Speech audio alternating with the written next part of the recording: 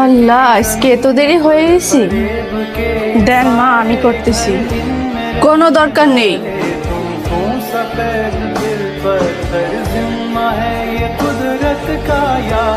তরকারিটা এত ঝাল।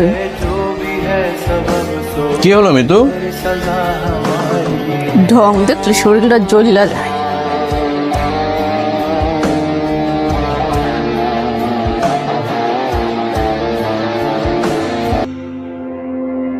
কিরে, আমাকে দেখে ও এইভাবে চলে গেল? আপু কেমন আছো? আরে ভাই ভালো, তুই কেমন আছিস? লেখাপড়া কেমন চলতেছে?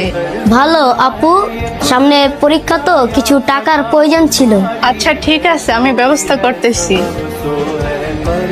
ও তো ব্যস্ত আছে, কিভাবে যে ওর কাছ থেকে টাকাটা চাই। একটা কাজ করি, মায়ের ব্যাগ থেকে টাকাটা নেই, পরে ওর কাছ থেকে টাকাটা নিয়ে মাকে দিয়ে দিব নে।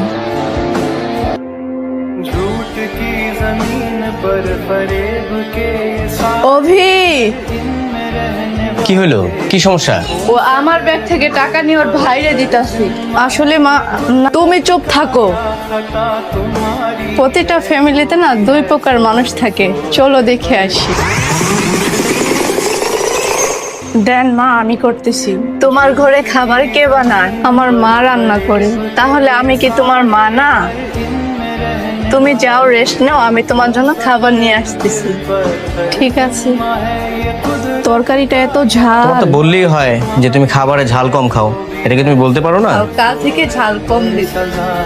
অভি, কি হলো? কি সমস্যা? আমার এই দিন দেখতে হয়, তুই বোর কাছে টাকা দিস না কেন? তোমার কাছে টাকা নাই? আমাকে আগে বলবা না? মন দিয়ে লেখাপড়া করবি। বউ যদি মেয়ে হয়ে যায় আর শাশুড়ি যদি মা হয়, তাহলে সংসারে কোনো ঝামেলা থাকে না। এই দুইটাই তার বাস্তব।